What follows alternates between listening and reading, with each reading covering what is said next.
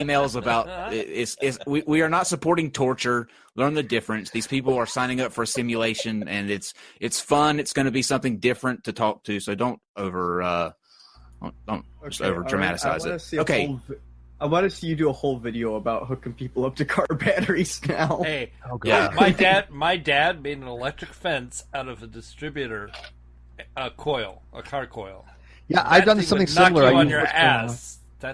Dave, I've done the same thing. What's called a multi-vibrator circuit with a step-up transformer and a voltage multiplier thing with diodes and capacitors. And I'm telling you, you grab onto that motherfucker, it hurts. You get a shock of your life. It's low current, so it's not going to kill you, but it's very high voltage, and yeah, it'll zap the out of you, man. So Steve McRae obviously did what I did, which was live just a little too long in a small town where there's no better entertainment than accosting. Dude, I was a Radio Shack store manager for 6 years after that, so it went to good use.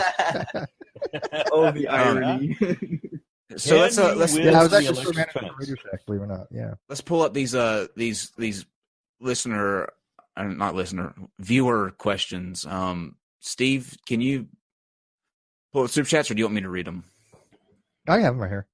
Yeah, by the way, if we're tripping on the multi-vibrator, yeah, look it up. It's actually a type of circuit. You have astable and bistable multi-vibrator circuits. Wait, what did I just say? Tripping on a multi-vibrator? I heard vibrator. What did you say? I heard vibrator.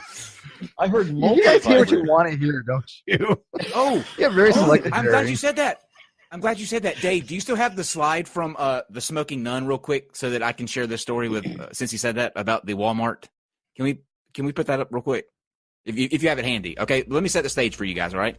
So every Sunday we do the Smoking Nun, and we go through the 5 most ridiculous headlines of the week, all right? Now, on one of these stories, there was this lady who police were called to Walmart, and she had taken 24 sex toys and was laying in the middle of the aisle trying out these sex toys in Walmart.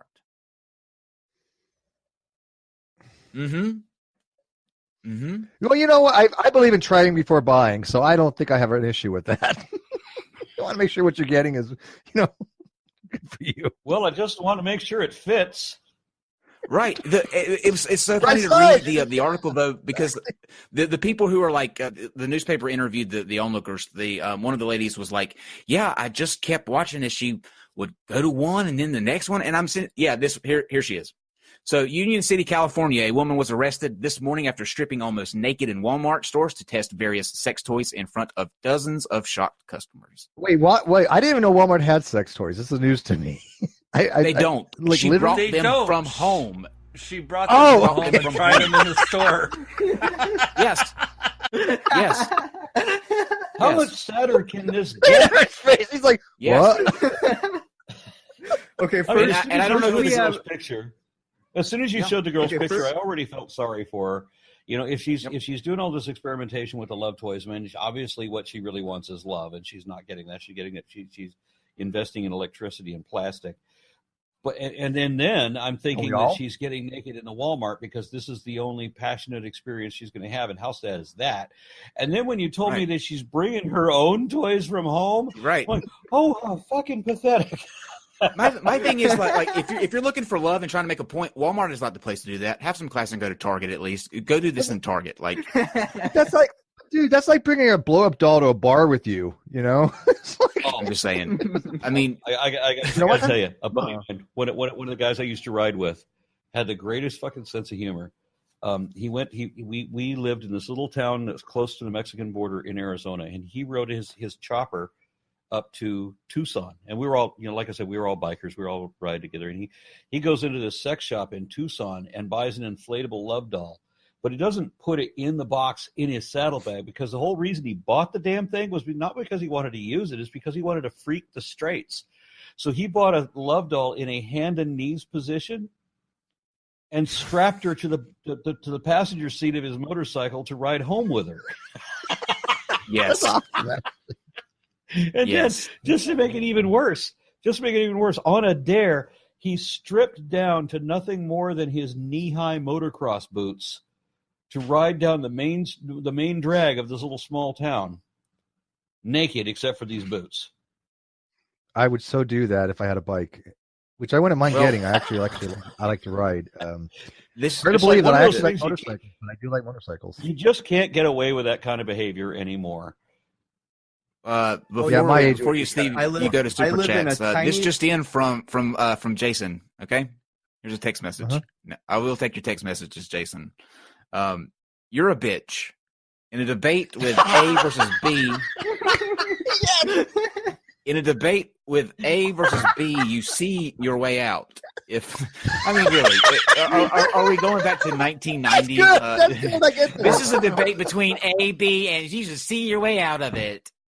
Actually, if he was saying it would be this is. You know what I really feel sorry for Jason about? If he was really looking, and it seemed to be, because I'd seen some preface to this. I mean, it looked like he was looking forward to this. So you have your moment on stage before the audience, and you waltz out there in your tutu and probably throw up on stage. Yep. That's what tonight was. Right. It was verbal diarrhea. There was nothing that he constant. Listen to this. Listen to this. Constant interruptions with no time to respond. Plus, my argument to nuance didn't play well with stupid people. It was supposed to be me versus Aron. It never got there. You were supposed to deliver a show. You failed. Now, how many times did I say this is a debate between you and Aron? Stop asking Steve and I questions. Like, that's literally what I said. How many times did I say? No, please continue. Jason, did he not pay attention to what's going on? Jason, you don't even know what universe you're in, man. Like, do yourself a favor and just go to bed. Like, the best thing you can do right now is to pass the fuck out. All right? Because this is not going to go well for you. A quick summary. Keep texting Kyle. A quick summary of tonight's debate. Okay, this is a quick summary of tonight's debate. This is Jason's position. I lose. No. I beg to differ. Jason's position was the blow-up doll on the biker thing. That's what his position was right now. His position was the dildo in Walmart. All right. Oh, God. Let's go to super chats. I'm afraid the dildo in Walmart. You know what's funny? Kyle and I have talked about this before. We'll go back and we read as many chats, the comments as we can. And there's a shit ton more than ever before, obviously, because of the amount of videos we have. But we try to read every comment. And I got to tell you, we get these comments every so often where we look at each other basically and we say, did this person actually watch the same discussion that we just watched? It's so out there in left field that we really don't think they even watched the same video that they're responding to. Is that not correct, Kyle? He's a human kazoo. That's what I'm going to say. He's a human kazoo. I want to brag for a moment. Oh, yes. You're bringing up the good stuff. You know what's funny? Where they can get that. That's awesome. Tell people where they can get that, Aron. It's still available. Godless heathen. They can't get it. This is a private brewer. It's a limited edition. But I just wanted you guys to read the label. It's kind of, if you couldn't see it, black as your heart, imperial stout, brewed by amoral perverts from the tears of the innocent. That should be in stores everywhere, Aron. Get that to the masses. Somebody actually tweeted me during the show, because I monitor the tweets and everything else. Somebody actually tweeted me, one of the things Aron should do from now on is tell people what he's drinking before he goes on, and I think that he did this time. But they were fascinated by your choice of drink, so he usually does. Topic. Yeah,